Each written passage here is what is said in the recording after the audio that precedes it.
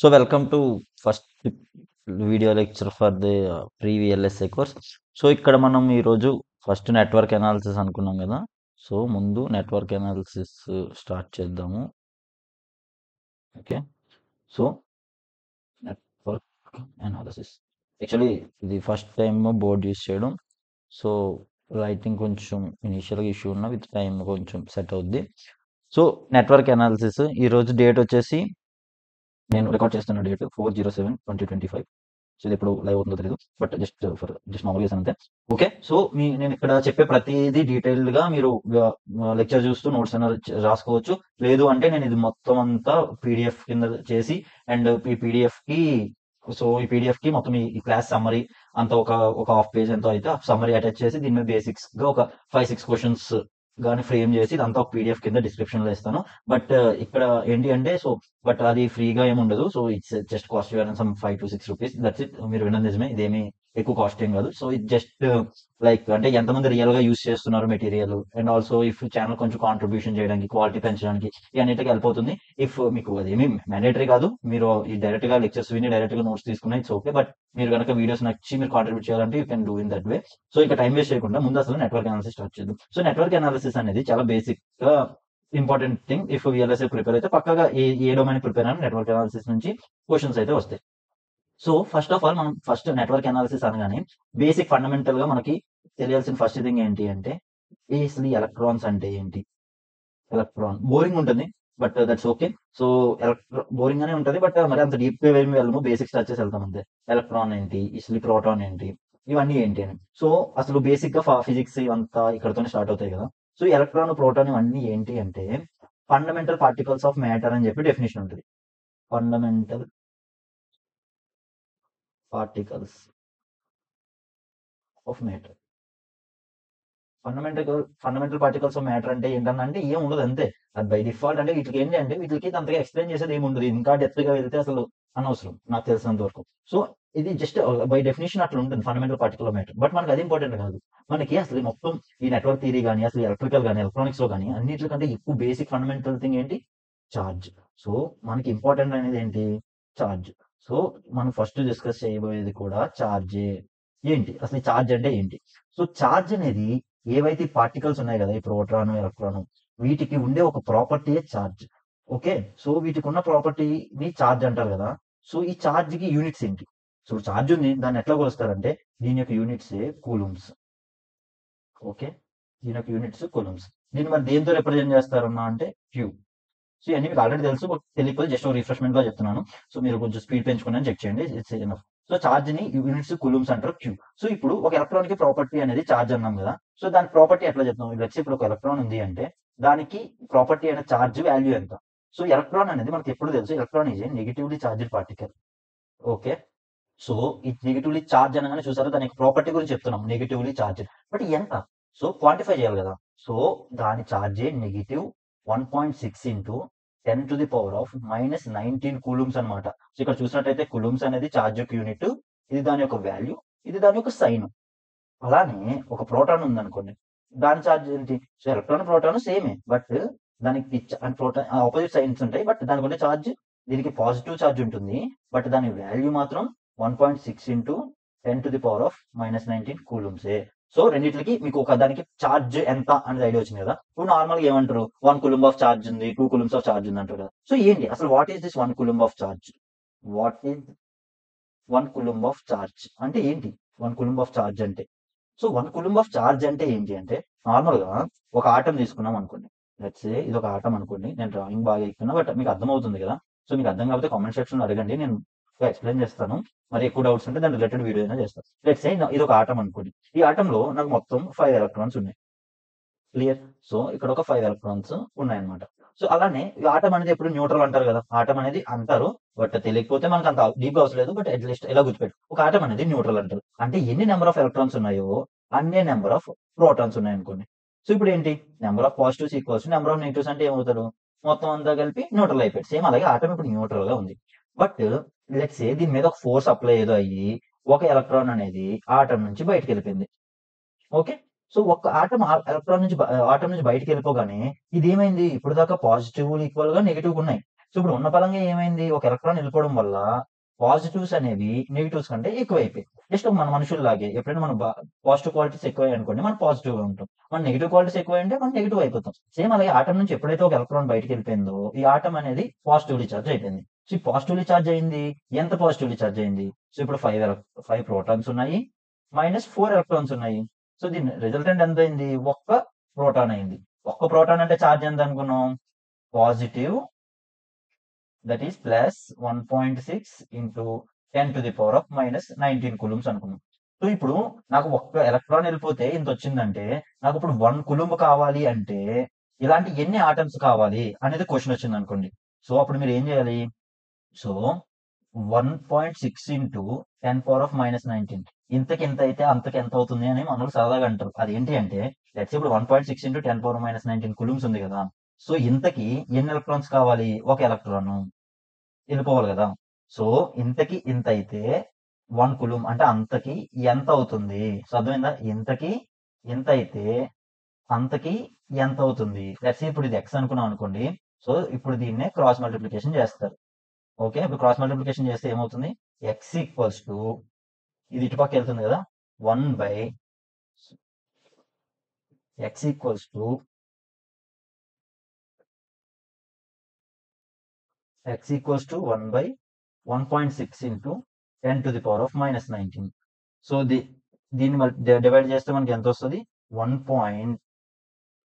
దీన్ని డివైడ్ చేస్తే మనకు వచ్చేది 6.254 ఇంటూ 10⁻18. అంటే మనకి ఇన్ని నెంబర్ ఆఫ్ ఆటమ్స్ ఉంటే మనకి 1 కూలుంబ్ ఆఫ్ పాజిటివ్ చార్జ్ వస్తుంది.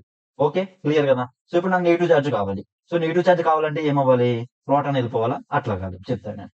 సో ఇప్పుడు సేమ్ ఇలానే ఒక ఆటం అనుకోండి, సేమ్ మనం ఇందాక తీసుకున్నట్టు ఎగ్జాంపుల్ కింద. ఓకే, సేమ్ ఇందాక తీసుకున్న ఎగ్జాంపుల్ లానే ఇక్కడ ఒక ఎలక్ట్రాన్, అట్లా 5 ఎలక్ట్రాన్స్ ఉన్నాయి. ఓకే, సో మధ్యలో 5 ప్రోటాన్స్ ఉన్నాయి, న్యూట్రల్ మంచిగా హ్యాపీగా ఉంది. సో ఇప్పుడు ఏమైంది, ఇప్పుడు ఎక్స్ట్రాగా బయట నుంచి ఉన్న ఒక ఎలక్ట్రాన్ వచ్చి ఈ ఆటంలోకి వెళ్ళింది. సో ఇప్పుడు ఏమయ్యాయి, నెంబర్ ఆఫ్ ఎలక్ట్రాన్స్ 6 ఉన్నాయి, నెంబర్ ఆఫ్ ప్రోటాన్స్ ఏమో 5 ఉన్నాయి. సో ఎఫెక్టివ్ గా ఇది ఏమైంది, నెంబర్ ఆఫ్ ప్రోటాన్స్ 5 ఉన్నాయి. సో ఇప్పుడు ఎఫెక్టివ్ గా ఇది ఏమైంది, ఒక ఎలక్ట్రాన్ ఎక్కువ ఉందన్నమాట. సో ఒక ఎలక్ట్రాన్ ఎక్కువ ఉందంటే అది ఎంత ఛార్జ్ ఉన్నట్టు, minus 1.6 into 10⁻⁻19 coulombs of negative charge. So same similar గానే ఇంతకింత అయితే అంతకి ఎంత అవుతుంది కాన్సెప్ట్ అప్లై చేసాం అనుకోండి. సో ఇక్కడ కూడా మనకి 6.254 ఇంటూ 10⁻18 ఆటమ్స్ కావాలి మనకి 1 కూలుంబ్ ఆఫ్ ఛార్జ్ కావడానికి. ఓకే, బాగుంది, మనకు ఛార్జ్ అంటే ఏంటో తెలిసింది. ఓకే, ఒక కూలుంబ్ ఆఫ్ ఛార్జ్ కావాలంటే ఎన్ని ఎలక్ట్రాన్స్ కావాలో తెలిసింది. ఓకే, సో ఇప్పుడు పాజిటివ్ ఛార్జ్ నెగిటివ్ ఛార్జ్ ఎట్లా ఫామ్ అయ్యాయో తెలిసింది. సో ఇప్పుడు ఇవన్నీ క్లియర్ గా ఉన్నాయి. సో ఇప్పుడు మనకు కావాల్సింది ఎందుకు అసలు ఈ ఛార్జ్ గురించి ఎందుకు నేర్చుకుంటున్నాము అంటే, సో మనం డైలీ లైఫ్ లో వినేది అందరం వాడుతున్న ఎలక్ట్రికల్ ఫండమెంటల్ పారామీటర్ అయిన కరెంట్ కోసం అన్నమాట. సో కరెంట్ అంటే ఏంటి, సో కరెంట్ అంటే ఏంటి, నార్మల్ గా డెఫినేషన్ పరంగా ఏమని చెప్తారు, current is a rate of flow of charge. Okay, rate of flow of charge అంటే కరెంట్ అంటాం. బట్ ఏంటి అసలు what does it actually mean, ఇది ఏం చెప్దాం అనుకుంటుంది అనేది చెప్పే ముందు నేను దీని గురించి కొంచెం డైరెక్ట్ గా దీని యొక్క పారామీటర్స్ రాస్తాను. సో దీని యొక్క యూనిట్స్ వచ్చేసి మీకు అందరికీ ఆల్రెడీ తెలిసే ఉంటుంది, నేను జస్ట్ కవర్ చేస్తున్నాను అంతే. యూనిట్స్ వచ్చేసి యాంపియర్స్. ఓకే, దీని యొక్క సింబల్ రిప్రజెంటేషన్ వచ్చేసి ఐ, స్మాల్ ఐ. సో ఇప్పుడు మనం ఈ కరెంట్ ని ఎట్లా చూడొచ్చు అంటే, లెట్స్ సే మీ ఒక రోడ్డు ఉంది. ఓకే, ఒక రోడ్డు మీద ఒక చిన్న బాబు కాదు కొంచెం పెద్ద బాబు ఉన్నాడు. తను ఏం చేస్తున్నాడు అంటే, లెట్స్ సే ఇక్కడ నుంచొని, ఇక్కడ ఒక పెద్ద చెట్టు ఉంది అనుకోండి, ఈ చెట్టు పక్కన నుంచొని ఇక్కడ అబ్జర్వ్ చేస్తుంటే ఇక కార్లు అనేవి ఇటుపక్క ఒక్కొక్క కారు వెళ్తుంది అనమాట. సో అబ్బాయి ఏం చేశాడు, అలా నుంచొని ఖాళీగా ఉన్నాడని చెప్పి 10 నిమిషాలకి ఎన్ని కార్లు వెళ్ళాయి అని చెప్పి లెక్క పెడుతున్నాడు అనమాట. సో ఇప్పుడు 10 నిమిషాలకి ఎన్ని కార్లు వెళ్ళాయి అని చెప్పి ఈ రోడ్డు నుంచి ఈ చివరి వరకు తీసుకున్నారు అనుకోండి, 10 నిమిషాలకి ఏదో ఒక పాయింట్ ఉండాలి కదా. సో ఒకటి వెళ్ళింది అని చెప్పాలంటే, సో లెట్స్ ఇప్పుడు ఇక్కడ నుంచి కారు దీని అవతలకు వచ్చేసిందంటే మూవ్ అయినట్టు. సో ఏదో ఒక లైన్ ఒక పాయింట్ దగ్గర చెప్పగలం కానీ, లెట్స్ ఇప్పుడు మొత్తం రోడ్డు ఉంది, ఈ మొత్తం రోడ్డు ఉన్నప్పుడు 10 నిమిషాల్లో ఎన్ని కార్లు వెళ్ళాయి అని చెప్పలేం కదా, ఎందుకంటే ఆ టైంకి ఇందులో చాలా కార్స్ ఇంకా స్టిల్ ఇక్కడే ఉండుండొచ్చు. మరి అట్లా కార్ల పరిస్థితి ఏంటి, ఎన్ని కార్లు వెళ్ళాయి అని చెప్పి ఒక రోడ్డు మొత్తం కన్సిడర్ చేస్తే చెప్పలేం. బట్ ఒక చిన్న లైన్ కన్సిడర్ చేసుకుంటే ఆ లైన్ నుంచి ఎన్ని కార్లు వెళ్ళాయి అనేది చెప్పగలం కదా. సో ఇప్పుడు అలాగే ఆ బాబు ఏం చేశాడు, ఒక లైన్ ఇక్కడ ఉంటే ఈ లైన్ దాటి 10 నిమిషాల్లో ఎన్ని కార్లు వెళ్ళాయి అని చెప్పాడు. లెట్స్ సే ఒక 100 కార్స్ అనేవి వెళ్ళిపోయాయి. 100 కార్స్ అనేవి క్రాస్ చేసాయి. సిమిలర్ గానే మన ఎలక్ట్రికల్ వైర్ ఉంటది కదా. లెట్స్ సే ఈ వైర్ ఏదో ఒక పాయింట్ ఆఫ్ క్రాస్ సెక్షన్ తీసుకున్నాం అనుకోండి. ఇక్కడ ఒక క్రాస్ సెక్షన్ ఉంది కదా, దీని నుంచి ఎంత చార్జ్ అనేది వెళ్తుంది ఇటు పక్క. లెట్స్ సే ఒక సెకండ్ లో 1 కూలుంబ్ ఆఫ్ చార్జ్ వెళ్తుందా, లేదంటే ఒక సెకండ్ లో 10 కూలుంబ్స్ ఆఫ్ చార్జ్ వెళ్తుందా. చార్జ్ అంటే ఏంటి, ఆటమ్సే. ఒక ఆటమే విత్ డెఫిషియన్సీ ఆఫ్ ఎలక్ట్రాన్ ఉంది అనుకోండి, అది పాజిటివ్లీ చార్జ్. బట్ ఇప్పుడు ఇక్కడ ఏమవుతుంది, దీంట్లో ఎక్స్ట్రా ఎలక్ట్రాన్స్ యాడ్ అవుతున్నాయి. ఎక్స్ట్రా ఎలక్ట్రాన్స్ యాడ్ అవుతాయి, ఇది నెగిటివ్లీ చార్జ్డ్. ఇట్లాంటి ఆటమ్స్ ఎన్ని ఉండాలి, 6.254 ఇంటూ 10⁸ ఆటమ్స్. ఇట్లాంటివి ఒక సెకండ్ కి ఇటుపక్క వెళ్తే 1 కూలుంబ్ ఆఫ్ చార్జ్ 1 సెకండ్ లో లీవ్ అవుతుంది. అలాగే 10 కూలుంబ్స్ ఆఫ్ చార్జ్ 1 సెకండ్ లో లీవ్ అవుతుంది అనే కాన్సెప్ట్ ని చెప్పేదే కరెంట్. ఇప్పుడు సమ్మన్ మనకి ఎవరో వచ్చి బయట నుంచి నాకు ఈ సర్క్యూట్ లో 1 ఆంపియర్ కరెంట్ ఫ్లో అవుతుంది అని స్టేట్మెంట్ పాస్ చేశారు అనుకోండి, దాని మీనింగ్ ఏంటి, లెట్స్ ఆ సర్క్యూట్ లో ఒక వైర్ ఉంటది కదా, ఆ వైర్ గుండా లెట్స్ ఈ పాయింట్ ఒకటి తీసుకుంటే ఆ పాయింట్ నుంచి 1 సెకండ్ కి 1 కూలుంబ్ ఆఫ్ చార్జ్ వెళ్తుంది అనమాట. సో అందుకే I ఈక్వల్స్ టు dq/dt అంటారు. అంటే ఏంటది, rate of flow of charge. So charge ఎంత ఎక్కువ ఫ్లో అవుతుంది, ఎంత ఫాస్ట్ గా మూవ్ అవుతుంది 1 సెకండ్ లో. అందుకే ఇక్కడ మనము దీని యొక్క యూనిట్స్ కూడా ఎట్లా చెప్తారు, నేను డైరెక్ట్ గా ఆంపియర్స్ అని చెప్పాను కదా, దీన్ని ఇంకొకలాగా ఏం చెప్తారు, క్యూ కి యూనిట్స్ ఏంటి, కూలుమ్స్. టైం కి యూనిట్స్ ఏంటి, seconds. So coulombs per second is also equals to amperes. Okay, clear కదా. సో ఎవరైనా కరెంట్ కి యూనిట్స్ ఏంటి అంటే ఆంపియర్ అనే కాదు, కూలుమ్స్ పర్ సెకండ్ అన్నట్టు కూడా చెప్పొచ్చు. ఓకే, లెట్స్ సే మీకు ఒక చిన్న క్వశ్చన్ ట్రై చేస్తానంటే కామెంట్ సెక్షన్ లో చెప్పండి. లెట్స్ సే నాకు 10 ఆంపియర్స్ ఆఫ్ కరెంట్ ఫ్లో అవ్వాలి అంటే 10 amperes of current to flow, how many atoms with 1 extra electron are required.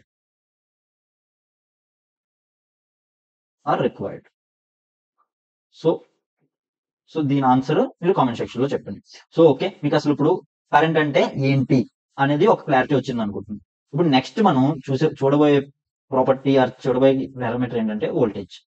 So ఈ కరెంట్ వోల్టేజ్ అనేది కొద్దిగా మనకు అన్నదమ్ములు అనుకోవచ్చు అనమాట. ఎందుకంటే ఎవరైనా కరెంట్ చెప్పాక వోల్టేజ్ చెప్తారు, ఇండైరెక్ట్ గా ఏంటంటే అసలు రియల్ లైఫ్ లో వోల్టేజ్ కరెంట్ లేకుండా వోల్టేజ్ కరెంట్ ఎప్పుడు కలిసి ఉంటాయి అన్నట్టు. అది ఎట్లా అంటే, వోల్టేజ్ అంటే ఏంటి, వోల్టేజ్ అంటే పొటెన్షియల్ డిఫరెన్స్ అంటారు. అసలు పొటెన్షియల్ అంటే ఏంటి అంటే దానికి పెద్ద పద్ధతం ఉంటుంది, మనకి అదంతా అవసరం లేదు. మనకి ఎంత అవుతుంది, ఏం కావాలి, అసలు ఈ వోల్టేజ్ అంటే ఏంటి, మనం దీన్ని ఎలా వాడుకోవచ్చు, సర్క్యూట్స్ లో ఎట్లా చూడొచ్చు కదా. సో వోల్టేజ్ అనేది పొటెన్షియల్ డిఫరెన్స్. సో ఇప్పుడు నేను ఒక ఎగ్జాంపుల్ తో చెప్తే, లెట్స్ సే ఇక్కడ మీకు ఒక వాటర్ ట్యాంక్ ఉంది. ఓకే,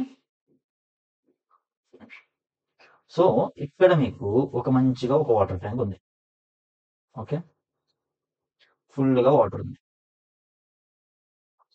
నేను మంచిగా ఒక ట్యాప్ కనెక్ట్ చేసుకున్నా, ఇక్కడ నుంచి ఇలా పైప్ కనెక్ట్ చేసుకొని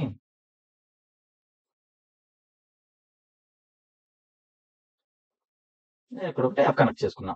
ఇప్పుడు ఎప్పుడైతే నేను ట్యాప్ ఆన్ చేస్తానో ఇక్కడ ఉన్న వాటర్ అనేది నాకు వస్తుంది. ఓకే, సో ఇప్పుడు ఇక్కడ ఏంటంటే ఈ వాటర్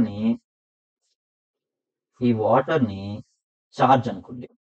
ఓకే, ఇప్పుడు ఎంత ఫాస్ట్ గా ఈ వాటర్ మూవ్ అవ్వాలి, ఎంత ఫాస్ట్ గా ఈ వాటర్ మూవ్ అవ్వాలి, ఈ ఫాస్ట్ గా మూవ్ అయ్యే పారామీటర్ మన ఎలక్ట్రికల్ ఎనర్జీలో ఏమంటాం, కరెంట్ అంటాం. ఇప్పుడు ఎంత ఫాస్ట్ గా మూవ్ అవ్వాలనేది ఎవరు చెప్తారు, ఇది ఈ పైప్ కి ఎంత హైట్ లో ఉంది కదా. యూజువల్ గా ఎంత హైట్ లో ఉన్నది అనేది మనకి ప్రెజర్ ని, ఎంత ఫోర్స్ తో వెళ్ళాలి అనేది డిసైడ్ చేస్తుంది కదా.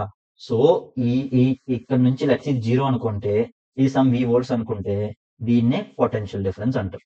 ఇక్కడ ఎక్కువ పొటెన్షియల్ ఉంది, ఇక్కడ తక్కువ పొటెన్షియల్ ఉంది. సో వాటర్ ఎప్పుడు ఎలాగైతే ఎక్కువ పొటెన్షియల్ నుంచి తక్కువ పొటెన్షియల్ ఫ్లో అవుతుందో, ఈ కరెంట్ కూడా ఎక్కువ పొటెన్షియల్ నుంచి తక్కువ పొటెన్షియల్ కి ఫ్లో అవుతుంది అనమాట. కరెంట్ ఫ్లో అని ఎందుకు అంటున్నామంటే, నార్మల్ గా కరెంట్ డైరెక్షన్స్ 2 ఉంటాయి, ఒకటి కన్వెన్షనల్, ఒకటి నాన్ కన్వెన్షనల్ అనమాట. అంటే ఒక కరెంట్ డైరెక్షన్ ని మనం ఫ్లో ఆఫ్ ఎలక్ట్రాన్స్ తో చెప్తాం, ఇంకొకటి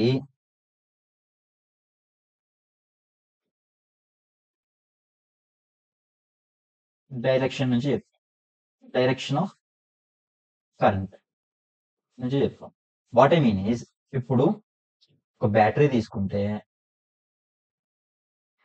ఒక రెసిస్టర్ తీసుకుంటే, ఇక్కడ ఏమవుతుంది, ఈ నెగిటివ్ టెర్మినల్ ఇక్కడ ఉన్న ఎలక్ట్రాన్స్ ని ఇటువైపు మూవ్ చేస్తుంటే, సో ఎలక్ట్రాన్ డైరెక్షన్ అనేది ఈ డైరెక్షన్ లో ఉంటది. సో బట్ కరెంట్ ఎప్పుడు ఎక్కడి నుంచి ఎక్కడికి వెళ్తాం అనుకున్నాం, ప్లస్ నుంచి నెగిటివ్ కి. సో ఎలక్ట్రాన్ ఫ్లో కి ఆపోజిట్ డైరెక్షన్ లో మనము కరెంట్ అనేది తీసుకున్నాం. ఎందువల్ల అంటే కన్వెన్షనల్ కరెంట్ అనేది ఎలక్ట్రాన్స్ కంట ముందే ఫైండ్ చేశారు. సో అందుకని కన్వెన్షనల్ కరెంట్ ఎప్పుడు పాజిటివ్ టు నెగిటివ్ అంటారు, బట్ ఎలక్ట్రాన్స్ ఫ్లో అనేది ఎప్పుడు నెగిటివ్ నుంచి పాజిటివ్ ఉంటుంది. సో టూ కరెంట్ డైరెక్షన్స్ ఉంటాయి. ఒకటి అంటే two current directions in the sense electrons flow కి ఆపోజిట్ డైరెక్షన్ లో మనం కరెంట్ డైరెక్షన్ అనేది చెప్తాం. సో అందుకే కరెంట్ ఎప్పుడు పాజిటివ్ టెర్మినల్ నుంచి నెగిటివ్ టెర్మినల్ సైడ్ వేస్తాము, బట్ ఎలక్ట్రాన్స్ మూవ్మెంట్ అనేది మనకు ఆపోజిట్ డైరెక్షన్ లో ఉంటుంది. సో ఇక్కడ ఏదైతే ఈ డిఫరెన్స్ ఉందో ఇదే మనకి వోల్టేజ్. ఓకే, సో మనకి ఈ వోల్టేజ్ యొక్క యూనిట్స్ వచ్చేసి వోల్ట్స్ అండ్ దీని రిప్రజెంటేషన్ వచ్చేసి వి. క్లియర్ కదా? సో మన కరెంట్ తెలుసు, వోల్టేజ్ తెలుసు. సో ఇక్కడ వోల్టేజ్ ని ఏమంటారు, which is a force to move charge. So charge ని మూవ్ చేస్తుంది అంటే కరెంట్ అనే టర్మ్ ని ఎస్టాబ్లిష్ చేసింది ఎవరు, voltage. So voltage is a force for the current. So current అయిపోయింది, వోల్టేజ్ అయిపోయింది. ఇప్పుడు నెక్స్ట్ మనకు కావాల్సింది ఏంటి, power and energy. Power and energy. So నేను ఇది మీకు ఒక సింపుల్ ఎగ్జాంపుల్ తో చెప్తాను. సో ఎనర్జీ అంటే నేను ఆల్రెడీ దీని మీద ఒక రీల్ కూడా చేశాను ఇన్స్టాగ్రామ్ లో, బట్ నేను ఇక్కడ నీట్ గా ఎక్స్ప్లెయిన్ చేస్తాను చూడండి. ఎనర్జీ అంటే ఒక పని చేయడానికి, ఇంగ్లీష్ లో రాస్తాను. ఎనర్జీ అంటే it is a capability to do a work.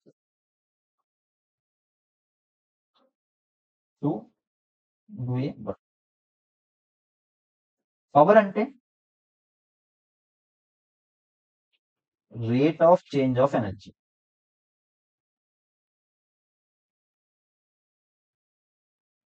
అర్థం కాలేదా? చెప్తానండి. లెట్స్ ఏ నేను ఆల్రెడీ రీల్లో తీసుకున్న ఎగ్జాంపులే మీకు చెప్తాను. లెట్స్ అలాంటి ఎగ్జాంపుల్ కాకపోతే మీరు రామ్ అనుకోండి, ఇంకొకరు సురేష్ ఉన్నాడు. రాము సురేష్ ట్రిప్కి వెళ్దాము, ట్రిప్ అంటే రోడ్ సైడ్ రోమింగ్, ఈవినింగ్ అయింది కదా చిల్ అవుదాం అని చెప్పి బైక్ వేసుకొని బయటికి వెళ్ళారు. ఓకే, బైక్ వేసుకొని బయటికి వెళ్ళారు. డ్రాయింగ్ వర్షం ఉండొచ్చు, బట్ ఓకే, బైక్ వేసుకొని బయటికి వెళ్ళారు అనమాట. సో మధ్యదారిలో ఏమైంది అంటే పెట్రోల్ అయిపోయింది. ఓకే, పెట్రోల్ అయిపోతే ఇప్పుడు ఏం చేయాలి, నడిపించుకొని వెళ్ళాలి. సో ముందు రామ్ ఏం చేశాడు, రాము సరేరా నేను నడిపిస్తానని చెప్పి ఇక్కడ స్టార్ట్ చేసిన వ్యక్తి నియర్లీ 1 కిలోమీటర్ వరకు ఆ బండిని పుష్ చేశాడు అనమాట. బట్ ఎంత టైంలో పుష్ చేశాడు, ఈ 1 కిలోమీటర్ ని 15 minutes లో తోసుకెళ్ళగలిగాడు. అలానే ఇప్పుడు 1 కిలోమీటర్ అయిపోయింది కదా, రామ్ అలసిపోయాడు. ఇప్పుడు సురేష్ ఏం చేశాడు, ఆ 1 కిలోమీటర్ నుంచి ఇంకొక 1 కిలోమీటర్ తీసుకెళ్ళాడు, అంటే సెకండ్ కిలోమీటర్ కి దాన్ని పుష్ చేసుకుంటూ తీసుకెళ్ళాడు. బట్ సురేష్ ఏం చేశాడు, 10 minutes లోనే తీసుకెళ్ళిపోగలిగాడు. సో ఇద్దరు ఇక్కడ 0 దగ్గర నుంచి 1 కిలోమీటర్ కి బండిని పుష్ చేయడానికి కావాల్సిన ఎనర్జీ రెండు కేసెస్ లోని సేమే. ఇక్కడ ఎక్స్ అమౌంట్ ఆఫ్ ఎనర్జీ కావాలంటే ఇక్కడ కూడా ఎక్స్ అమౌంట్ ఆఫ్ ఎనర్జీ కావాలి. బట్ ఇద్దరికే క్యాపబిలిటీ ఉంది, ఇద్దరికి 1 కిలోమీటర్ బండిని పుష్ చేయగలిగే క్యాపబిలిటీ ఉంది. కానీ ఎవరు ఫాస్ట్ గా పుష్ చేయగలిగారు, సురేష్. సో సురేష్ కి సేమ్ ఎనర్జీని ఫాస్ట్ గా డెలివరీ చేయగలిగే క్యాపబిలిటీ ఉంది. సో సేమ్ ఎనర్జీని ఫాస్ట్ గా డెలివరీ చేయగలుగుతున్నాడు కాబట్టి సురేష్ కి పవర్ ఎక్కువ, బట్ రామ్ కి పవర్ తక్కువ. సో పవర్ అనేది ఈ పని చేస్తాడా చేయడా అనే దాని మీద కాదు, పవర్ అనేది హౌ ఫాస్ట్ ఈ కెన్ డూ. క్లియర్ కదా ఎనర్జీకి పవర్ కి మధ్య ఉన్న డిఫరెన్స్? ఎనర్జీ అంటే ఆ పని చేయడానికి మనకి ఎంత క్యాపబిలిటీ ఉందా లేదా అని, పవర్ అంటే ఆ పని చేయగలవు బట్ ఎంత ఫాస్ట్ గా చేయగలం అనేది పవర్ చెప్తుంది. సో ఇప్పుడు ఎనర్జీకి యూనిట్స్ ఏంటి? జూల్స్. పవర్ కి, పవర్ అంటే ఏం చెప్పాం? రేట్ ఆఫ్ ఎనర్జీ అంటే joule per second. So power కి ఇంకొక యూనిట్స్ ఏం చెప్తారు? వాట్. ఎనర్జీకే అప్పుడు ఇంకో యూనిట్ ఏమవుతుంది? Watt into second. Okay, energy కొన్ని units joules or watt second, power కొన్ని units joules per second or watt. Clear కదా? సో ఇంకా ఎనర్జీనే watt hours, watt seconds, watt hour అంటారు, వాట్ కిలో వాట్ అవర్ అంటారు. ఇవన్నీ యూనిట్స్ అనేవి మనకి తరచుగా వింటుంటాం, బట్ కాన్సెప్ట్ ఇంపార్టెంట్. మనకి ఈ ఫార్ములాస్ ఇవన్నీ మనకి ఎలాగైనా తెలుస్తాయి. సో ఈ కాన్సెప్ట్ ఇంపార్టెంట్. సో మనకి ఎనర్జీ అయిపోయింది, పవర్ అయిపోయింది, వోల్టేజ్ అయిపోయింది, కరెంట్ అయిపోయింది.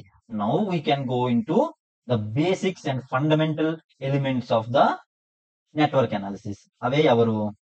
ఫండమెంటల్, ఇంక మార్చుతాం,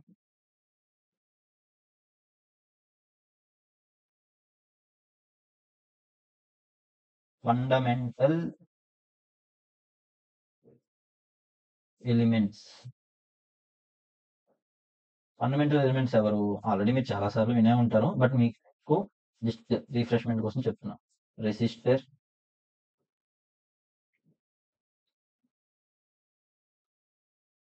ఇండక్టర్, కెపాసిటర్. సో బేసిక్స్ మీద ఎక్కువ టైం వేస్ట్ చేయము. జస్ట్ మనకు రెసిస్టర్ అంటే ఏంటి, ఇండక్టర్ అంటే ఏంటి, కెపాసిటర్ అంటే ఏంటి, సో వీటి గురించి కొంచెం డీటెయిల్ గా మీకు ఎక్కడైనా కొన్ని కీ పాయింట్స్ చెప్తాను ప్రతి దానికి. మీరు అవి నోట్ చేసుకుంటే మీకు ఎప్పుడైనా వీటి మీద వచ్చే క్వశ్చన్స్ అనేవి ఈజీగా అయిపోతాయి. So first resistor. Okay, first మనం డిస్కస్ చేయాలి రెసిస్టర్. రెసిస్టర్ చూడడానికి ఎలా ఉంటుంది? సో ఫిజికల్ గా అయితే ఇట్లా ఉండి ఇది ఇట్లా పెరిగి, సో ఫిజికల్ గా ఎలా ఉంటుంది అంటే, ఫిజికల్ గా మీరు ల్యాబ్స్ లో చూసుంటారు, ఇక్కడ కొంచెం ఇలా బలుపు ఉండి ఇట్లా ఉండి ఇట్లా, అంటే డ్రాయింగ్ కరెక్ట్ రావట్లేదు, బట్ మోరల్లెస్ రెసిస్టర్ మన ల్యాబ్స్ లో అయితే ఇలా ఉంటుంది. దీని మీద ఇలా కలర్ కోడింగ్స్ అయి ఉంటాయి. సో కలర్ కోడింగ్ బేస్ చేసుకొని రెసిస్టెన్స్ ఫైండ్ చేస్తారు. మీకు అది కావాలంటే కామెంట్ చేయండి, డీటెయిల్ వీడియో చేస్తారు దాని గురించి. బట్ నార్మల్ గా సింబల్, సర్క్యూట్ లో సింబల్ ఎట్లా చూపిస్తారంటే ఇది రెసిస్టర్ సింబల్. ఓకే, దీన్ని నార్మల్ గా ఆర్ అనే వాల్యూతో చూస్తారు. కొంతమంది స్మాల్ ఆర్ రాస్తారు, కొంతమంది క్యాపిటల్ రాస్తారు. బట్ రెసిస్టెన్స్ అంటే రెసిస్టెన్స్. సో ఇప్పుడు రెసిస్టర్ వాల్యూని ఆర్ అనుకున్నాం. బట్ ఇక్కడ మనం గుర్తు పెట్టుకోవాల్సింది ఏంటంటే, వాట్ ఈజ్ ఏ రెసిస్టర్ అని ఎవరైనా అడిగితే, it is A element, it is A electrical element which have a property of, which has a property of resistance. So is the element, resistance is its property. Okay, so resistance ante enti? Opposition. Resistance is nothing but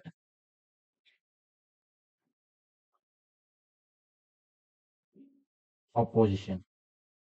so resistor అనేది charge ని oppose చేస్తుంది. So ఇక్కడ resistor ఉంటే ఇది ఏం చేస్తుంది? Let's say charge ఇటు వస్తుంటే ఇది ఇటు నుంచి అపోజిషన్ ఇస్తుంది అనమాట. సో అది కంప్లీట్ గా ఆపేయగలదా? ఆపలేదు. అందుకే రెసిస్టర్ బ్లాక్స్ కరెంట్ అనట్లేదు మనం, రెసిస్టర్ అపోజెస్ ద కరెంట్. అంటే సో రెసిస్టర్ అనేది జస్ట్ ఏం చేస్తుంది? ఇక్కడ రెసిస్టర్ ఉంటే ఇటు పక్క నుంచి ఎలక్ట్రాన్స్ ఫ్లో అవుతుంటే, ఎలక్ట్రాన్స్ అనేది ఎందుకంటున్నామంటే మన చార్జెస్ కన్సిస్ట్ ఆఫ్ ఎలక్ట్రాన్స్ కదా. సో మన కులంబ్ ఆఫ్ చార్జ్ అంటే ఇన్ని డెఫిషియన్స్ ఆఫ్ ఎలక్ట్రాన్స్ ఉన్న ఆటమ్స్ అంటాం కదా. సో అందుకని రెండు కొంచెం ఇంటర్చేంజబుల్ గా వాడుతాను నేను. ఓకే, సో ఇక్కడ నుంచి ఎలక్ట్రాన్స్ వస్తుంటే ఈ ఎలక్ట్రాన్స్ ఫ్లో అనేది అపోజ్ చేస్తుంది తప్ప బ్లాక్ చేసేది. సో ఫ్లోని అపోజ్ చేస్తే ఏమవుతుంది? ఇప్పుడు లెట్స్ సే ఒక రోడ్డు మీద ఇక్కడ ఒక 10 మంది రన్నర్స్ పరిగెట్టుకుంటూ వస్తున్నారు. ఓకే, లెట్స్ సే 10 మంది రన్నర్స్ పరిగెట్టుకుంటూ వస్తున్నారు. ఓకే, పరిగెట్టుకుంటూ వస్తున్నప్పుడు ఇక్కడ దారిలో కొంతమంది అడ్డంగా కొంతమంది మనుషులు ఉన్నారు అనుకోండి. ఏం చేస్తారు? వీళ్ళు ఇటు నుంచి ఇటు వెళ్ళకుండా అయితే ఆపలేరు కదా. జస్ట్ ఇక్కడ కొంచెం ఆగి ఇటు తోసుకొని మధ్యలో నుంచి ఇదంతా కలిపి ఇక్కడికి వెళ్తారు, అంతే కదా. సో ఇక్కడ దాకా ఒక స్పీడ్ లో వచ్చిన వాళ్ళు ఎక్కడైతే ఈ అపోజిషన్స్ ఉన్నాయో, ఈ అపోజిషన్ తర్వాత ఈ అపోజిషన్ దగ్గరలో మాత్రం ఈ ఫ్లో అనేది తగ్గిపోతుంది. సో ఇక్కడ ఫ్లో తగ్గిపోయింది కదా, మిగతా దగ్గర ఫాస్ట్ అయిపోతుంది అంటే ఎలాగైపోతారు? ఇక్కడికి వచ్చిన వాళ్ళు స్లో అయ్యారు అంటే ఈ ముందు ఉన్న వాళ్ళు స్లో అవ్వాలి, ఆ ముందు ఉన్న వాళ్ళు స్లో అవ్వాలి, ఆ ముందు ఉన్న వాళ్ళు స్లో అవ్వాలి. ఎప్పటి వరకు స్లో అవ్వాలి? నాకు ఇక్కడ నుంచి ఇంకొక దారి ఉందనుకో, ఇటు నుంచి వెళ్ళేంత వరకు. లెట్స్ సే నాకు ఇక్కడ కూడా అంతే అపోజిషన్ ఉందనుకోండి, ఇక్కడ కూడా అంతమంది జనాలు ఉన్నారు అనుకోండి. ఏమవుతుంది? ఇటు పక్క ఎంతమంది వెళ్తారో ఇటు పక్క అంతమంది వెళ్తారు. ఒకవేళ ఇటుపక్క నాకు తక్కువ మంది అపోజిషన్ ఉన్నారు, ఇటుపక్క నాకు ఎక్కువ మంది అపోజిషన్ ఉన్నారు అనుకోండి. సో ఎక్కువ మంది జనాలు ఇటుపక్క వెళ్తారు. ఇక్కడ ఈ మనుషులే చార్జ్ అనుకోండి, ఇక్కడ ఈ అపోజిషన్ రెసిస్టెన్స్ అనుకోండి. క్లియర్ కదా? సో రెసిస్టెన్స్ అనేది చార్జ్ ని అపోజ్ చేసే ఒక ఎలిమెంట్. ఓకే, దానికి ఉన్న ప్రాపర్టీ రెసిస్టెన్స్. ఓకే, సో దీని సింబల్ వచ్చేసి చెప్పాను కదా. సో ఇక్కడ మళ్ళీ ఇక్కడ రాస్తాను. సింబల్ వచ్చేసి ఆర్ తో రిప్రజెంట్ చేస్తారు. ఓకే, దీని యొక్క యూనిట్స్ వచ్చేసి ఓమ్స్ అంటారు. ఈ ఓమ్స్ ని ఎట్లా రిప్రజెంట్ చేస్తారంటే ఈ సింబల్ తో. మీకు ఆల్రెడీ చాలాసార్లు వాడుంటారు, నేను జస్ట్ చెప్తున్నా. బట్ ఇక్కడ గుర్తుపెట్టుకోవాల్సింది ఏంటి అంటే, ఛార్జ్ ఇట్లా వస్తుంటే అది అపోజ్ చేయడం వల్ల ఈ ఫ్లో తగ్గుతుంది. ఈ ఫ్లో తగ్గడం అంటే ఏంటి? ఇప్పుడు ఒక సెకండ్ లో ఇందాకలా 10 కూలుమ్స్ వెళ్ళావు అనుకోండి, ఈ రెసిస్టెన్స్ వచ్చిన తర్వాత ఒక సెకండ్ కి 5 కూలుమ్స్ వెళ్తున్నాయి అనుకోండి. సో ఇప్పుడు ఇండైరెక్ట్ గా ఒక సెకండ్ కి 10 వెళ్ళినప్పుడు కరెంట్ ఏం చెప్తాం? 10 ఆంపియర్స్ అని చెప్తాం. అదే ఒక సెకండ్ కి 5 కూలుమ్స్ వెళ్తే 5 ఆంపియర్స్ అని చెప్తాం. సో అట్లాగా మనకి ఇప్పుడు కరెంట్ తగ్గింది. ఇప్పుడు నెక్స్ట్ చూడాల్సింది ఏంటి? సో ఈ యాక్చువల్ రెసిస్టెన్స్ కి ఓమ్స్ లా ఉంటుంది కదా. సో ఓమ్స్ లా చెప్పినప్పుడు ఈ ప్రాపర్టీ చెప్తాను. బట్ ప్రెసెంట్ అయితే నెక్స్ట్ ఎలిమెంట్ అయినా ఇండక్టర్ లోకి వెళ్దాం. సెకండ్ ఎలిమెంట్ ఏంటి? ఇండక్టర్. దీన్ని సింబల్ ఎల్ అంటారు. బట్ ఇండక్టర్ అనేది చూడడానికి ఎలా ఉంటుంది అంటే, ఇట్లా ఒక కాయిల్ లాగా ఉంటుంది ఇండక్టర్. ఓకే, ఇండక్టర్ ఎట్లా వర్క్ అవుతుంది?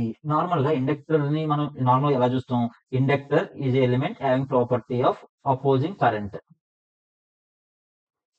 Current change to be precise. అంటే ఇప్పుడు నార్మల్ గా ఇక్కడ ఒక సర్క్యూట్ ఉంది. ఒక సర్క్యూట్ లో మంచిగా ఈ సర్క్యూట్ నుంచి 1 ఆంపియర్ కరెంట్ ఫ్లో అవుతుంది అనుకోండి. సో సర్క్యూట్ లో ఏం ప్రాబ్లం లేదు, అంతా బాగానే ఉంది. ఇప్పుడు ఉన్న పలంగా ఈ 1 ఆంపియర్ కరెంట్ అనేది 2 ఆంపియర్ కరెంట్ అవ్వాలనుకోండి.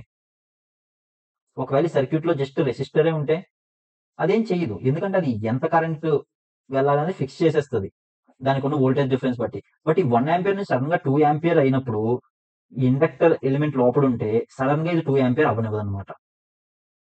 క్లియర్? ఎలా అవ్వనివ్వదు అంటే, దీనికి మీకు Faraday's laws of electromagnetic induction మీద ఐడియా ఉండాలి. నేను సింపుల్ గా ఎక్స్ప్లెయిన్ చేస్తాను, మీకు డీటెయిల్ కావాలంటే కామెంట్ చేస్తే డెడికేటెడ్ వీడియో అయితే చేస్తా. దీనికి నార్మల్ గా ఏమవుతుందంటే, ఒక కరెంట్ ఒక దాని నుంచి వెళ్తే ఫ్లక్స్ అనేది ప్రొడ్యూస్ చేస్తుంది.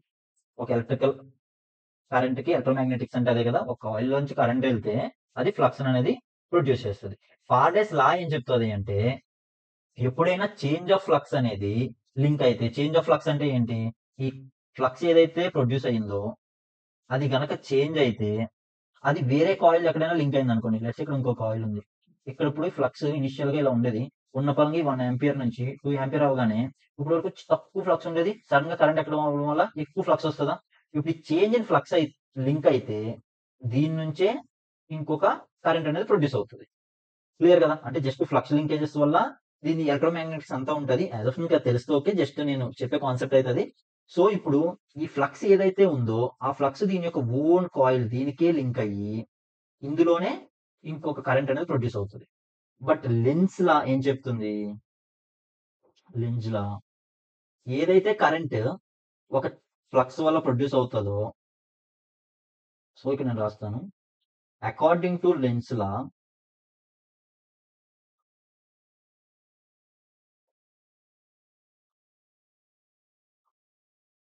the result opposes the source. Simple గా opposes the source. అంటే ఇప్పుడు ఒక కాయిల్ లో కరెంట్ ప్రొడ్యూస్ అవ్వడానికి ఎవరైతే హెల్ప్ చేస్తున్నారో వాళ్ళనే ఇది అపోజ్ చేస్తుంది. సో ఇప్పుడు ఈ కాయిల్ లో ఫ్లక్స్ చేంజ్ అవడం రీజన్ ఏంటి? ఈ 1 ఆంపియర్ నుంచి 2 ఆంపియర్ కి వెళ్ళడం. సో ఈ 1 ఆంపియర్ నుంచి 2 ఆంపియర్ కి వెళ్ళడం అనేది ఫ్లక్స్ చేంజ్. సో దీనివల్ల కరెంట్ ప్రొడ్యూస్ అయింది. దేని బేస్ చేసుకొని? Faraday's laws of electromagnetic induction. ఈ కరెంట్ దేన్ని అపోజ్ చేస్తుంది? ఈ ఫ్లక్స్ చేంజ్ ని. సో ఈ ఫ్లక్స్ చేంజ్ అవడం రీజన్ ఎవరు? ఈ 1 ఆంపియర్ నుంచి 2 ఆంపియర్ చేంజ్ అవ్వడం. సో ఇండైరెక్ట్ గా ఇక్కడ ఒక కైండ్ ఆఫ్ లూప్ లా జరుగుతుంది. ఈ 1 ఆంపియర్ నుంచి 2 ఆంపియర్ చేంజ్ అవ్వడం చేంజ్ అవుతున్నప్పుడు ఫ్లక్స్ చేంజ్ అవుతుంది. ఈ ఫ్లక్స్ చేంజ్ వల్ల ఇందులో కరెంట్ ప్రొడ్యూస్ చేస్తుంది. ఆ కరెంట్ ఈ కరెంట్ కి ఆపోజిట్ లో ఉంటుంది. సో అందుకే ఇది డైరెక్ట్ గా 1 ఆంపియర్ నుంచి 2 ఆంపియర్ లోకి వెళ్ళలేకపోయి సో స్లోగా చేంజ్ అవుతుంది అనమాట. సో అందుకే నార్మల్ వేవ్ ఫార్మ్స్ లో ఎట్లా చెప్తారు, ఒకవేళ ఇది నా వోల్టేజ్ అనుకుంటే కరెంట్ అనేది దీనికి ల్యాగ్ లో ఉంటది అంటారు. ఇది కరెంట్ అనుకోండి. సో ఇది వోల్టేజ్ అనుకుంటే ఇది కరెంట్. ఫేజర్ డయాగ్రామ్స్ లో చెప్పాలి అంటే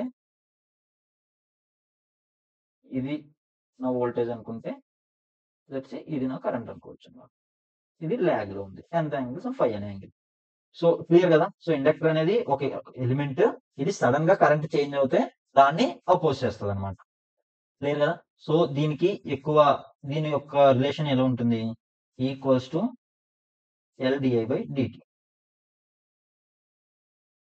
V equals to LdI/dt to be precise. Here V EMF or voltage. So clear.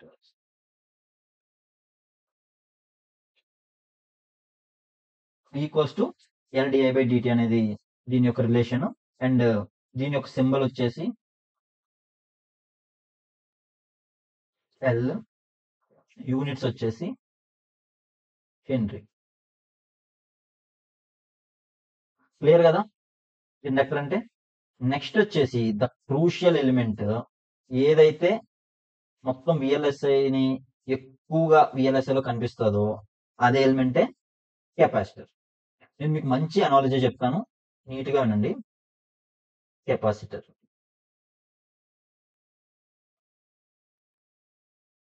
So capacitor ని సితో రిప్రజెంట్ చేస్తారు. సో కెపాసిటర్ అంటే ఏంటి? జస్ట్ ఒక 2 metal plates separated by some dielectric material. Dielectric అంటే kind of insulator అనమాట. ఇది dielectric. ఇవి 2 metals conduct చేస్తాయి metals.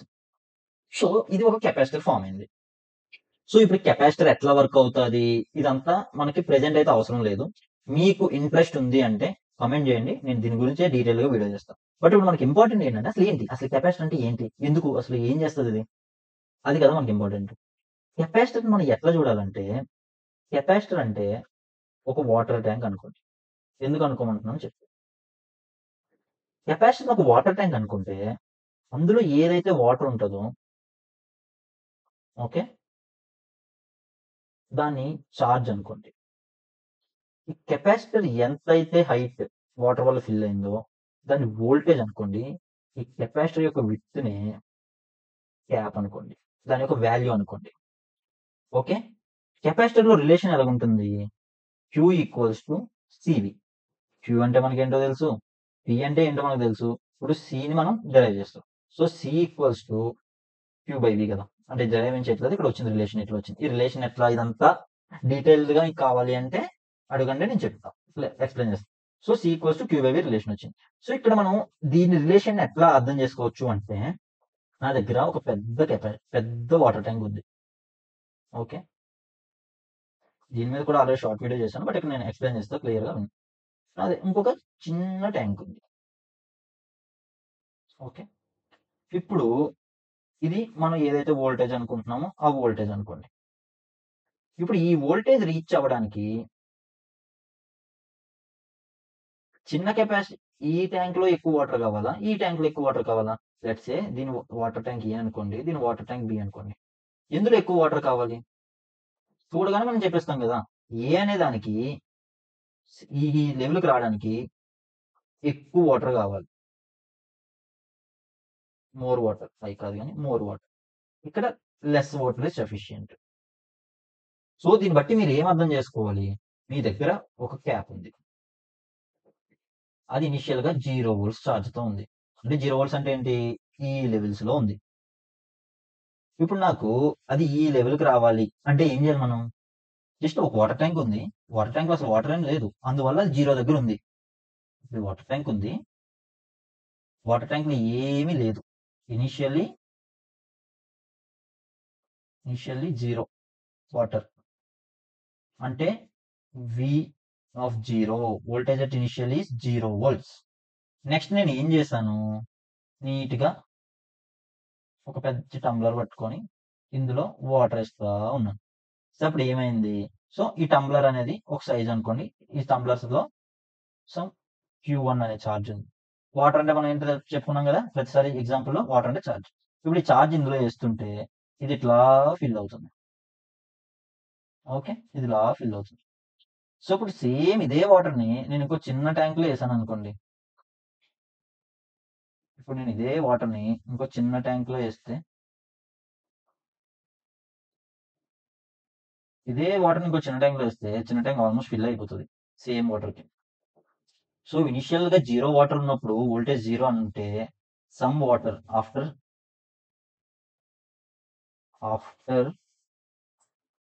Q1 coulombs of charge, voltage ఎంత అవుతుంది, ఏదైతే మనకు రిలేషన్ ఉందో Q బై సి, ఈ రిలేషన్ బట్టి ఎంత వస్తుందో అంత వోల్టేజ్ వస్తున్నట్టు. సో ఇదైతే క్లియర్ కదా. సో వాటర్ ట్యాంక్ ఎగ్జాంపుల్ మీకు క్లియర్ అయితే సరిపోతుంది. సో ఇక్కడ దీంట్లో రిలేషన్ ఏమైనా ఉంటుంది, కెపాసిటర్ లో I equals to CdV by dt. So inductor ఎలాగైతే sudden change in current oppose చేస్తుందో, capacitor opposes sudden change in voltage.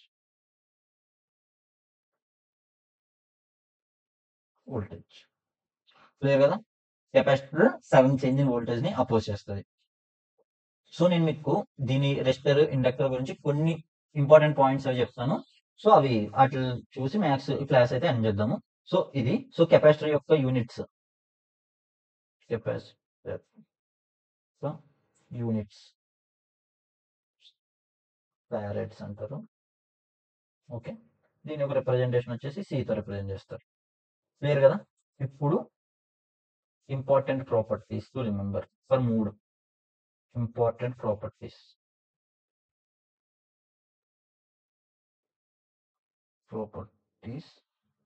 To remember. First so first వస్తుంది, ఓకే ఇక్కడ స్పెల్లింగ్ తప్పు ఉంది, బట్ దట్స్ ఓకే.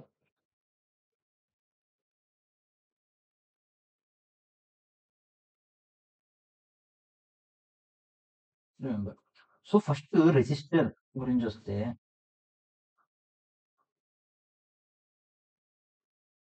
మనకి ఓమ్స్ లా తెలుసు కదా, V equals to IR. So ఈ రిలేషన్ ఏదైతే ఉందో ప్రతిసారి రిలేషన్ సాటిస్ఫై చేయాల్సిందే. నేను ఈ పాయింట్ మీకు ఎందుకు చెప్తున్నానంటే, ఇప్పుడు లెట్స్ సే మీకు కాంప్లెక్స్ సర్క్యూట్ ఉంది, సో మీకు సర్క్యూట్ గురించి ఏం తెలియదు, బట్ ఆ సర్క్యూట్ లో ఎక్కడో ఒక రెసిస్టర్ కనెక్ట్ అయింది. ఆ రెసిస్టర్ అక్రాస్ కు వోల్టేజ్ మీరు ఫైన్ చేయగలుగుతున్నారు ప్రతిసారి. సో అప్పుడు కొంతమంది ఏంటి అంటే అది అందరూ చేస్తారని కాదు, చాలా మంది ఎట్లా కన్ఫ్యూజ్ అవుతారంటే, ఈ ఇందులో ఉన్న కరెంట్ ఈ సర్క్యూట్ ఇన్ఫ్లుయెన్స్ ఏమైనా ఉంటుందా, ఈ సర్క్యూట్ ని బేస్ చేసుకొని డిపెండ్ అవుతుందేమో అన్న కాన్సెప్ట్ లో వస్తారు. బట్ అక్కడ ఏంటంటే, ఇది ఒకవేళ నార్మల్ రెసిస్టర్ అనుకుంటే V ఈక్వల్స్ టు IR అనే రిలేషన్ ని అది సాటిస్ఫై చేయాల్సిందే. సో మీకు ఇట్లా ఉన్నప్పుడు అసలు ఇక్కడ ఎంత కాంప్లెక్స్ సర్క్యూట్ అయినా ఉండవండి, మీకు అనవసరం. మీకు రెసిస్టెన్స్ వాల్యూ తెలుసు, దీని అక్రాస్ గా వోల్టేజ్ తెలుసు అనుకుంటే మీరు ఈ ఫార్ములా అప్లై చేసేయడమే డైరెక్ట్ గా, మీరు ఇంకా 10 సార్లు ఆలోచించిన అవసరం లేదు. సో ఇది ఇంపార్టెంట్. సో ఎక్కడైనా మీకు రెసిస్టర్ గుడ్డిగా కనిపిస్తుంది అంటే V ఈక్వల్స్ టు IR అనే రిలేషన్ అప్లై చేసేస్తే అది అయిపోతుంది. Next inductor. ఇండక్టర్ లో మెయిన్ గుర్తుపెట్టుకోవాల్సింది ఏంటి అంటే, ఇండక్టర్ లో ఏమంటారు, it opposes sudden change in current అని చెప్పుకున్నాం. It opposes sudden change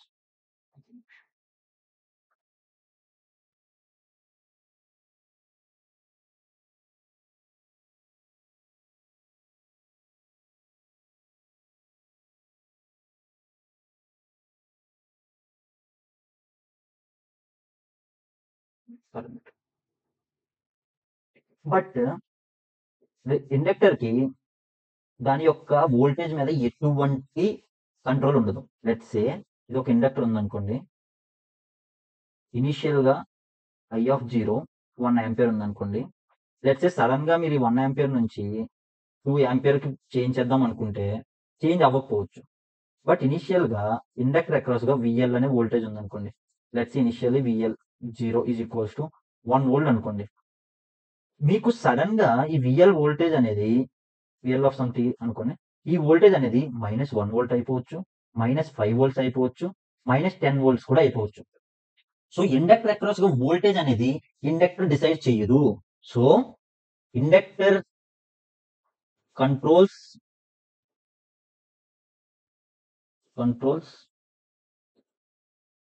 current through it,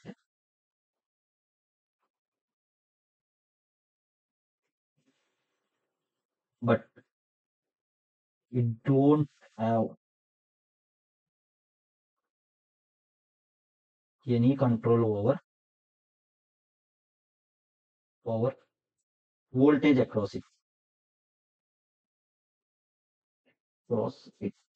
so ఈ పాయింట్ అయితే క్లియర్ కదా. ఈ బుల్లెట్ పాయింట్ గుర్తుపెట్టుకోండి.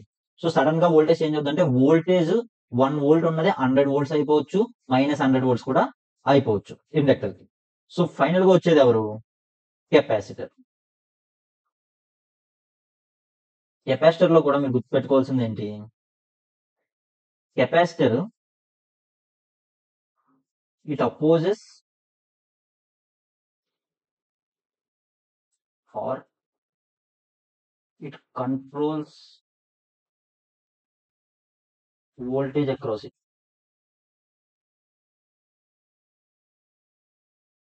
but it can't control or but it don't have any control over current through it. Okay, clear? So ఇక్కడ the point I want to make is, let's say ఇప్పుడు ఒక పెద్ద circuit ఉందనుకోండి ఇక్కడ. Okay, దీని across గా నేను ఒక కెపాసిటర్ పెట్టాను అనుకోండి. ఓకే, ట్రాన్సియన్స్ మనకి ఇంకా టచ్ చేయలేదు, బట్ ఈ పాయింట్స్ అనేవి చాలా ఇంపార్టెంట్ మనకి. ఒక కెపాసిటర్ ఉందనుకోండి. సో సడన్ గా నేను ఈ కెపాసిటర్ ని క్లోజ్ చేస్తే దీని అక్రాస్ గా వోల్టేజ్ ప్రీవియస్ వోల్టేజ్ ఉండొచ్చు, బట్ దీనిలోకి ఎంత కరెంట్ వెళ్తుంది? So V initial equals to V final అవ్వచ్చు. V final in the sense ఆ ట్రాన్సిషన్ అప్పుడు అవ్వచ్చు. బట్ ఈ కరెంట్ ఎంత వెళ్ళొచ్చు అనేది సర్క్యూట్ డిసైడ్ చేస్తుంది. సేమ్ అలాగే ఒక ఇండక్టర్ ఉందనుకోండి. దీని అక్రాస్ గా ఉండే వోల్టేజ్ ఇది ఎక్కడ కనెక్ట్ చేసామో ఆ సర్క్యూట్ డిసైడ్ చేస్తుంది. లెట్స్ సే మీరు ఒక ఇనిషియల్ t=0 దగ్గర ఒక సర్క్యూట్ ఉంది, మీరు అన్న t=t2 దగ్గర వేరే సర్క్యూట్ కనెక్ట్ చేశారనుకోండి. ఇందులో వెళ్ళే కరెంట్ ని ఇది చేంజ్ అవనివ్వకుండా ఆపగలదు. బట్ దీని యొక్క వోల్టేజ్ ని ఈ ప్లస్ మైనస్ ఉన్నది కాస్త ఈ మైనస్ ప్లస్ కూడా అయిపోవచ్చు వెంటనే with in no time. But ఈ కరెంట్ మాత్రం ఈ డైరెక్షన్ నుంచి ఈ డైరెక్షన్ కి రావడానికి టైం పట్టుద్ది, డిలే అవుద్ది. సేమ్ అలానే సడన్ గా ఈ విఐ వోల్టేజ్ సడన్ గా దీని నుంచి వెళ్ళే కరెంట్, ఇట్లా వెళ్తున్న కరెంట్, ఇప్పటివరకు ఇలా వెళ్ళే కరెంట్ సడన్ గా ఇట్లా చేంజ్ అయిపోవచ్చు. కానీ ఇలా ప్లస్ మైనస్ తో ఉన్న వోల్టేజ్ ఈ మైనస్ ప్లస్ అవడానికి చాలా టైం పడుతుంది. క్లియర్ కదా? సో కెపాసిటర్ లో ఈ ఇండక్టర్ లో ఈ బేసిక్ గా కొంచెం కన్ఫ్యూజన్స్ ఉంటాయి. సో ఆ కన్ఫ్యూజన్స్ క్లియర్ చేసాను అనుకుంటున్నాను. సో యాక్చువల్లీ లెక్చర్ కొంచెం లాంగ్ అయింది అనుకుంటున్నాను. సో దీన్ని అయితే ఇక్కడితో ఎండ్ చేస్తాను. బట్ నెక్స్ట్ వీడియోలో అయితే మనం ఇంకా చాలా ఇంపార్టెంట్ కాన్సెప్ట్స్ అయితే చూద్దాము. సో దీని యొక్క సమ్మరీ అంతా ఇక్కడ మీకు రైటింగ్ కొంచెం తేడా కొట్టినా సరే కొంచెం సమ్మరీ అనేది కంప్యూటర్ లో టైప్ చేసి సాఫ్ట్ కాపీలో ఇవ్వడానికి చూస్తాను. సో సమ్మరీ టైప్ చేసి దీని మీద బేసిక్ కొన్ని క్వశ్చన్స్ అయితే ఉంటాయి, ఆ క్వశ్చన్స్ కూడా పెడతాను. మీకు ఇది కావాలి అంటే కింద డిస్క్రిప్షన్ లో ఉంటుంది. చాలా ప్రైజ్ అసలు మీరు అది just normal token of gratitude అన్నట్టే తప్ప అంతేం ఉండదు. సో మీకు కావాలంటే అక్కడ నుంచి చెక్ చేయండి ఛానల్ సపోర్ట్ చేయాలనుకుంటే. బట్ మీకు ఏం అర్థమైంది, ఏమనుకుంటున్నారు, మీకు నచ్చిందా నచ్చలేదా, ఇంకా మీకు ఏ విధంగా కావాలనేది మీరు కామెంట్స్ లో చెప్తే దాన్ని నేను ఫీడ్బ్యాక్ గా తీసుకొని నెక్స్ట్ వీడియోస్ అనేవి బిల్డ్ చేస్తాను. సో మీకు ఇది ఓకేనా, ఇక్కడ రూల్ బాగుందా బ్యాక్గ్రౌండ్ లో, లేదంటే వైట్ బ్యాక్గ్రౌండ్ వాడినా, మీకు అట్లాంటి మీకు ఏం కావాలో అంతా మీరు చెప్తే దాన్ని బేస్ చేసుకొని చెప్తాను. సో మీకు ఏమనిపించిందో కామెంట్ సెక్షన్ లో చెప్పండి. So I will upload regarding that. Okay, that's it for this video. So we'll meet in the next video. Okay.